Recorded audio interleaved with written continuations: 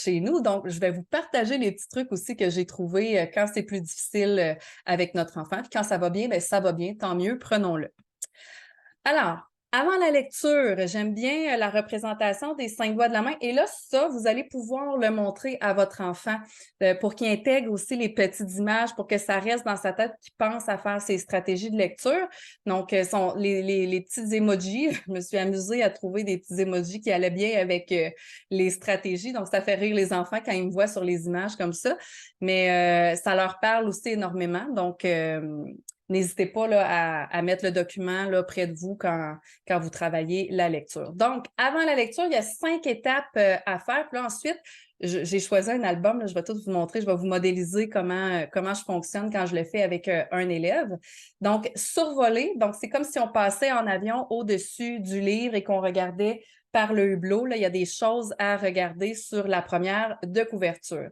Ensuite de ça, prédire, ben là, c'est comme si on regardait dans notre boule de cristal. De quoi tu penses que l'histoire va parler? On fait une petite prédiction. Tout ça dans le but, dans le fond, de susciter l'intérêt de l'enfant pour pouvoir faire la lecture. Parce que c'est sûr, quand on dit là, on s'en va lire, si ça ne tente pas, il risque de barrer des 4 roues.